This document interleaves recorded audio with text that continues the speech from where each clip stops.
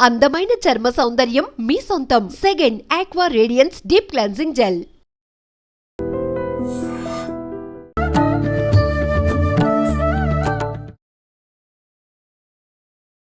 నమస్కారం, welcome to I dream. ధర్మ మార్గం విత్ విజిత కార్యక్రమానికి స్వాగతం. ప్రస్తుతం మనతో పాటు ఉన్నారు ప్రముఖ జ్యోతిష వాస్తు పండితులు బ్రహ్మశ్రీ అన్నవరపు తిరుపతి మూర్తి అవధాని గారు. ఇప్పుడు గురుగారితో మాట్లాడి మరిన్ని విషయాలు తెలుసుకుందాం. నమస్కారం గురుగారు.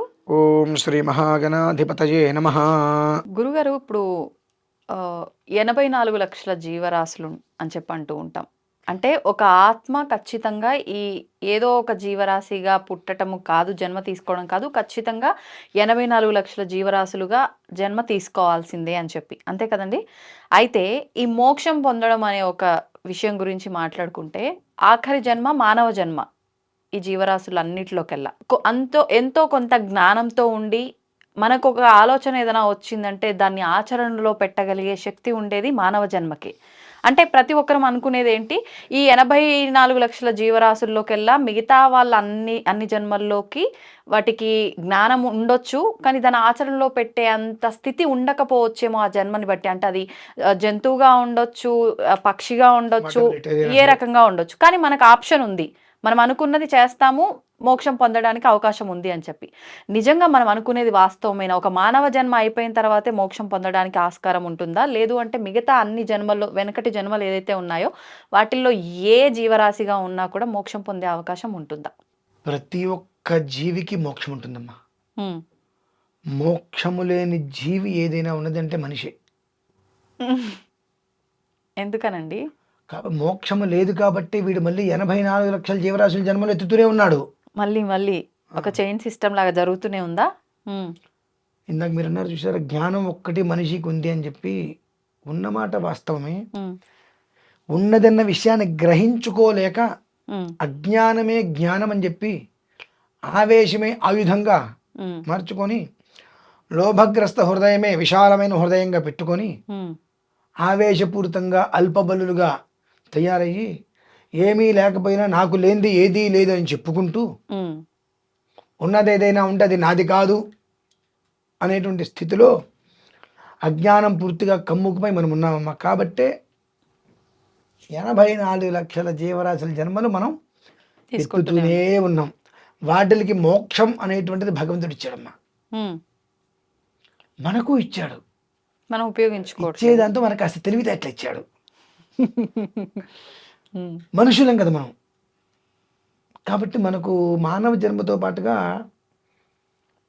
మతి మరుపు అనేటువంటిది కొంతమందికి ఇస్తే, ఆలోచన విధానం తెలివితేటలు కొంతమంది ఇచ్చారు.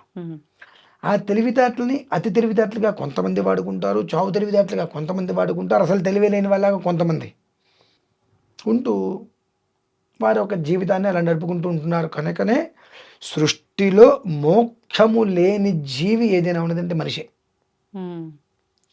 దానికోసమే కదమ్మా మోక్షం కావాలి, జన్మరాహిత్యం కావాలి అని చెప్పి అనేక ప్రయత్నాలు చేసుకుంటూ అనేక మందిని ఇబ్బందులు పెడుతూ, అంతే కదండి. మీరు శ్రీశైలం వెళ్తే శ్రీశైల శిఖరం దృష్ట్యా పునర్జన్మ నవిద్యతే అంటే మీకు అది శ్రీశైల శిఖరం మీకు కనిపిస్తే ఇంకో మనిషికి మీరు చెప్పుకోకూడదు. ఓకే, చెప్తే వృధా. ఇక పునర్జన్మ అంటే నీకు మళ్ళీ వచ్చేస్తుంది ఆటోమేటిక్గా. ఓకే. కొన్ని దైవ రహస్యాలు అంటారమ్మా వాటిని. దైవ రహస్యాలు వాటిని ఎప్పుడు కూడా రహస్యంగానే ఉంచాలి. ఆ రహస్యాన్ని ఎప్పుడైతే నువ్వు పక్క మనిషికి చెప్పావో ఆ శక్తిహీనత కలుగుతుంది అందులో. కనుక మనం మన గొప్పతనంగా నాకు శిఖరం కనిపించింది అంటాం. పోవడం గ్యారంటీ, మరలా పుట్టడం జన్మ ఎత్తడం గ్యారంటీ. అన్ని రకాల జన్మలు ఎత్తక తప్పదు. చీమ శివుణ్ణి వరం కోరుకుంది. ఏమని? మనం మాట్లాడేటప్పుడు కొన్ని గవిక్కిన కొన్ని అపాక్షరాలు దొరుకుతూ ఉంటాయి. ఒక మాటకి లటిక్కిన గ్యాప్ రావటము, గబిక్కిన మాట్లాడేయటము వస్తూ ఉంటాయి. శివుడి దగ్గరికి వెళ్ళి, స్వామి కుట్టగానే అవతల వ్యక్తి చనిపోవాలి అని దానికి బదులు కుట్టగానే చనిపోవాలని కోరుకుంది. అయ్యో పాపం. నేను కుడితే అవతల వ్యక్తి చనిపోవాలి అనే దానికి అక్కడికి వెళ్ళేటప్పటికి వెంటనే శివుడికి అర్థమైంది ఎందుకు వచ్చిందో. ఇలా చూస్తుంది శివుడి వంక. ఆ చీమ ఎంత ఉంటుంది. ఆ శివుడి దగ్గరికి వెళ్ళి నేను వచ్చాను నువ్వు నన్ను చూడవన్నట్టుగా ఇలా చూస్తుంది. ఎందుకు వచ్చింది ఇదని శివుడికి గమనిస్తాడు. నేను ఇంత ఉంటాను, భూలోకంలో నన్ను అందరూ తొక్కు వెళ్ళిపోతూ ఉంటారు, నేను కుడితే వాడు చచ్చిపోవాలి అనేటువంటి వరం కోసం వచ్చింది. పాపం. ఆ వరం కోసం కానీ శివుడు తన ముఖం చూసి నవ్వుతాడు. ఆ ఆనందంతో ఏం కావాలి కానీ నేను కొట్టగానే చచ్చిపోవాలని కోరుకుంటుంది. అందుకే వేసి కొడతాం పాపం కరవగానే, అదే మరి దోమనైనా చీమనైనా. అది ఆ శివుడు వంక కోపంగా వస్తుంది శివుడి దగ్గరికి రావటం. మామూలుగానే ఎర్రగా ఉంటుంది కదా, ఇంకా ఎర్రగా పెట్టుకుని మొహన్ ఇట్లా చూస్తుంటుంది ఆయన్ని. ఆయన విషయాన్ని గ్రహించి దాని వంక చూసి నవ్వుతాడు. నవ్వగానే ఎవ్వరికి శివుడు చూసి నవ్వడు కదా, నేను చూస్తున్న వంక చూసి నవ్వాడు, ఆనందంతో నవ్వుతూ ఉంటుంది. ఏంటనగానే ఏం లేదు స్వామి నేను కొట్టగానే చచ్చిపోవాలంటుంది. అంటే మన తత్వం కూడా కొన్ని కొన్ని విషయాల్లో కోరికలు కూడా ఎలా కోరాలో తెలియదు మనకు. అవునండి. ఆ కోరేటువంటి సమయంలో ఏదో ఒక ప్రతిపాదిక అడ్డొచ్చి గట్టికి ఒకదానికి బదులు మనం ఒకటి. అది కూడా ఆయన లీలేనేమో. అయ్యో శివాజ్ఞ లేనిది చీమైనా కుట్టదంటారు చూసారంటే ఇలానే ఉంటాయి ఇవన్నీ కూడా. అందుకనే మనం కోరిక అడిగే విధానం అనుసరించి భగవంతుడు మనకి ఇస్తారన్న. హే ఎడా అంటే ఎవరైనా వస్తారా, ఒక్కసారి ఇలా రమ్మ అంటే ఎవరైనా వస్తారు. ఎవరి దానికి మొన్న ఇక్కడ స్టూడియోలో ఒకళ్ళు నేను అరిచా, అరవలేదమ్మా అరిచా, వాళ్ళకి నా మీద కోపం వచ్చింది. వాళ్ళు నాకు పరిసరాలు రావడం మానేశారు. మీకే వాళ్ళ మీద కోపం వచ్చింది? అదే నేనే అరిచా అంటున్నా. రానివ్వలేదు మీరే. నేనే కోపం వచ్చింది అరిచా, వాళ్ళు ముట్టుకోనన్నా. తర్వాత అరే వాళ్ళు అసలు ఏం చేశారు, అవును పాపం వాళ్ళని నేను అరిస్తే ఏంటి ఉపయోగం అని చెప్పి ఒకసారి పిలవమనంగానే అమ్మాయి కాస్త మళ్ళీ నేను తిడతానేమో అనుకుంటూనే అవును రావడం కొంచెం అయోమయంగా వచ్చింది. వస్తే ఏం లేదమ్మా ఆ రోజు నేను గబిక్కి నన్ను ఉండకూడదు, బట్ నేను అడిగిన దానికి నాకే సమాధానం చెప్పుంటే బాగుండేది, పక్క వాళ్ళ ద్వారా సమాధానం వచ్చేటప్పటికి ఆ మాట నాకే చెప్పొచ్చు కానీ వచ్చి గబిక్కి ఆ విషయపడి అడిచానమ్మా ఏమనుకోవద్దు. ఒక్కసారి సారీ చెప్పామనుకోండి కిరీటాలు పోతాయా, నవ్వుకుంటూ వెళ్ళిపోయిందామా. అవును అవును నాకు అది అనిపిస్తుంది. మిస్టేక్ చేయటం పెద్ద ఇది ప్రతి మనిషి చేస్తాడు. ఒకరోజు కాదు ఒకరోజైనా దాన్ని మనం గమనించుకొని ఆ వ్యక్తికి వెళ్ళి, వ్యక్తి చిన్న పెద్ద అనవసరం, చిన్న పెద్ద అనవసరం, ఆ వ్యక్తికి వెళ్ళి ఏమనుకోకమ్మా అని ఒక మాట అంటే చాలా సంతోషపడతారు. రెండోసారి మనం ఏదైనా అడిగితే అంతకు మించిన ప్రేమతో తీసుకొచ్చి మనకి ఇస్తారు ఏదైనా సరే. వాళ్ళకే కాదు అన్న మనకి కూడా అది ఆనందం ఎక్కువగా వ్యక్తి మీద బరువు దిగిపోతుంది, హాయిగా అనిపిస్తుంది. అవును నేను అట్లా ఉన్నప్పుడు మనసు చాలా ప్రశాంతంగా ఉంటుంది అనుకుంటా. నేను ఆ బరువు ఉంటుంది లోపల. ఎందుకంటే ఆ మనిషిని చూడంగానే మనం ఆ మనిషినే కదా నేను తిట్టిందని నాకు అనిపిస్తుంది, చూడకూడదని. ఈయన మహాకోపిష్టి ఊరికే తిట్టాడని ఆ మనిషికి అనిపిస్తుంది. ఇది ఎప్పుడు కూడా మనిషి మధ్యలో గ్యాప్ తీసుకొని వస్తుంది కాదండి. మనం ఎంత మంచి వాళ్ళమైనా కావచ్చు కానీ చిన్న మాట గ్యాప్ తీసుకొని వస్తుంది. అయింది ఏదో అయిపోయింది, ఏదో పొరపాటు ఎక్కడో జరిగింది, నేనే పొరపాటు చేసి అంటే సరిపోతుందిగా. అంతే, నువ్వు చేసావు ఎందుకని పొరపాటు నా దగ్గర జరిగింది అంటే మనం చేయని తప్పును మనం ఒప్పుకోవచ్చు అంటారా? కొన్నిసార్లు బంధం కావాలంటే ఒప్పుకోవాలండి. అంటే కోపాలు వద్దు, మరణాంతే వైరం వదిలేయాలి. మరణం అంటే ఏంటి, చనిపోవడం కదమ్మా, మనలో ఉన్నటువంటి అహంకారం చనిపోవాలి. అది మనం వదిలేయాలి అంటే తప్పు మంది కాకపోయినా ఓకే. పిచ్చుకు మీద బ్రహ్మాస్త్రం ఎందుకు అసలు? అసలు బ్రహ్మాస్త్రమే గొప్పది, ఎవరి మీద వదలొద్దు. నీ దగ్గరే నీ బ్రహ్మాస్త్రం ఉంటే నీ జోలికి ఎవరు రాడుగా, వాళ్ళకి వీళ్ళకి వదిలేస్తే శక్తి మొత్తం పోతుందిగా. సో ఒక్క మాట పిలిచి చెప్పేసామనుకోండి ఎంత ఆనందపడతారు, ఓకే హ్యాపీ, అంతే కదండి. అది మనకు కావాల్సి. అంటే తప్పు మంది ఉన్నా లేకపోయినా వన్స్ ఒక్కొక్క టైం తప్పు మందే ఉంది అని అనుకుంటే తప్ప నువ్వు చేసావు అనే దానికన్నా ఓకే నా వల్లే జరుగుండొచ్చుగా ఒకవేళ ఏదో ఆలోచనలో ఉన్నా అని మనకు మనం తెలుసుకొని మనకు మనం అందులో నుంచి బయటికి తీసుకొచ్చి మనకు మనం ఎప్పుడైతే అవతల వ్యక్తికి సంతోషాన్ని ఇవ్వగలుగుతామో దాన్ని మించినటువంటి మోక్షం ఇంకోటి ఉండదమ్మా. అంటే ఏంటి, ప్రతిదీ నువ్వు పాజిటివ్గా తీసుకోగలుగుతున్నావు.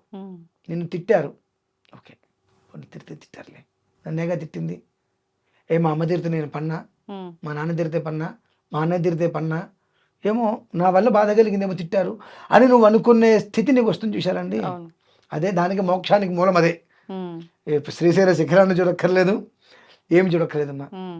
ఏ పరిస్థితుల్లో కూడా మనకు అన్యాయం చేస్తున్నారని తెలిసినా మనం మాత్రం ఆ మనిషిని తిట్టకుండా ఉంటూ క్షమాగుణం అంటారు సరే, క్షమధ్వం పశ్చాత్తు అదే. కానీ ప్రతిసారి క్షమించకూడదు. మళ్ళీ ప్రతిసారి దానికి ఒక స్థితి ఉంటుంది. ఆ స్థితి దాటే వరకు మనం క్షమించవచ్చు. దండం దశగుణం భవేతు. ఆ స్థితి దాటిన తర్వాత వేరే విధానాన్ని అనుసరించాలి. ముందే దండనీతి ఉపయోగించకూడదండి. ముందే దండనీతి ఉపయోగించకూడదు. కొన్ని రకరకాలు ఉంటాయి. వాటిని జాగ్రత్తగా అనుసరిస్తూ ఎప్పుడైతే ఉంటామో కాలత్రికాలాల యందు ఈ ముఖములో ఈ పెదాలందు చిరునవ్వు ఉన్నది అంటే మోక్షానికి ప్రతిరూపం మనమే. అంతేగాని 84 లక్షల జీవరాశులకి మోక్షం ఉంటుందంటే మోక్షం లేని జీవి మనిషే. వారికి మోక్షం కావాలి అని అంటే ముందు క్షమాగుణం నేర్చుకో. అది ఎందుకంటే ఒక్కొక్కసారి నేను డీవియేషన్ అవుతున్నాను అని కూడా అనిపిస్తుంది. నాకు అదే అనిపిస్తుంది ఇప్పుడు. క్షమాగుణం నేర్చుకో. ఓకే, డీవియేషన్ కదమ్మా. అంటే ప్రతి దానికి 10 రకాల మెలకువలు ఉంటాయి. అంటే ఏ జన్మలో అయినా మోక్షం పొందొచ్చా మనం ఏ జీవరాశిగా ఉన్నప్పుడు అనేది నా క్వశ్చన్ కదా. మీరు చెప్పేది ఇప్పుడు మానవుడిగా ఉన్నప్పుడు మనం ఇలా ఉండాలి అలా ఉండాలి అని అంటే కాదు కాదు. నేను మొదట్లోనే ప్రతి జీవికి మోక్షం ఉంది. మోక్షం లేని జీవి మనిషి. ఓకే, ఆ మనిషికి మోక్షం కావాలంటే నేను పూజలు చేస్తా పురస్కారాలు చేస్తా అంటే కాదు కదమ్మా. Okay okay. క్షమధ్వం పశ్చాత్తు. క్షమధ్వం పశ్చాత్తు. క్షమాగుణాన్ని కలిగి ఉండు. అంతకు మించినటువంటి మంచి ఇంకెక్కడ లేదుగా. ఉందండి. ఇప్పుడు కొన్ని కొన్ని ఈ పౌరాణికమైన సినిమాలు, ఈ సీరియల్స్ లాంటివి చూసినప్పుడు కొన్ని పురాణాలు మనం కథల రూపంలో మనం ఇట్లా మాట్లాడుకున్న షూట్ సందర్భాల్లో కూడా కొన్నిసార్లు కొన్ని వింటూ ఉంటాం. ఋషులంతా ఒక చెట్టు కింద కూర్చొని వేదం ఆయన శిష్యులకి చెప్తున్నప్పుడు పలానా ఏదో ఒక అది పశువో పక్షో అది మోక్షాన్ని పొందింది, లేకపోతే దాని శాపం నుంచి విముక్తి పొందింది అంటే ఇది కూడా ఒక రకంగా మోక్షమే అనుకోవచ్చా? అంటే అది పక్షిగా ఉండి కూడా మోక్షం పొందింది. పక్షి కాదు, చీమగా ఉండి కూడా. అంటే ఏ జన్మలో అయినా మోక్షం పొందొచ్చు. పిపీలికములు అనగా జలమునందు మనకు భూతద్దం పెడితే మాత్రమే కనిపించేటువంటి జీవికి కూడా మోక్షం ఇచ్చాడు భగవంతుడు. అంటే అది భగవంతుడే డిసైడ్ చేస్తాడు మనం ఏం చేసినప్పటికీ దీనికి ఇది మోక్షం లేదు లేదు లేదు లేదు. సర్వరాశ్యవ అన్నట్టుగా సర్వజీవరాశికి ఇంక్లూడింగ్ మనతో సహా మోక్ష మార్గాన్ని భగవంతుడు ఇచ్చేసేసాడు. ఓకే, దేనికి జ్ఞానాన్ని ఇవ్వాల, దేనికి జ్ఞానాన్ని ఆయన ఇవ్వాల. మనిషికి మాత్రమే ఆలోచించేటువంటి జ్ఞానాన్ని ఇచ్చాడు కనుక ఆ ఆలోచనలతో మనం మోక్షాన్ని దూరం చేసుకుంటున్నాం. ఇక ఆవు ఉంది, ఆవికి ఆలోచన లేదు. ఎట్లా అంటే మనం దాంతో ఎంత ప్రేమగా ఉంటే అంత ప్రేమగా. అది మాకు తెలుసు అండి. చిన్నప్పుడు ఆవుల దగ్గరికి వెళ్ళి గురుగారి ఇంట్లో చదువుకుంటారు 4ంటికి నిద్ర లేపితే ఒక్కొక్కసారి గోష్టం అంటారు, ఆవు గోశాల, అందులోకి వచ్చేసేసి ఆవు దగ్గర పడుకుంటే ఆవు గంగడోలు ఇంత కింద వరకు వస్తుందట. అది మా మీద కప్పేసుకొని తలక వేసుకుని పడుకుంటుంది. అది పచ్చగా ఉంటుంది, దోమలు కూడా కుట్టేవి కావు. వాటికి ఏం తెలుసు? వాటిని మనం ఎలా ప్రేమిస్తే తిరిగి ఆ ప్రేమను మనకిస్తాయి.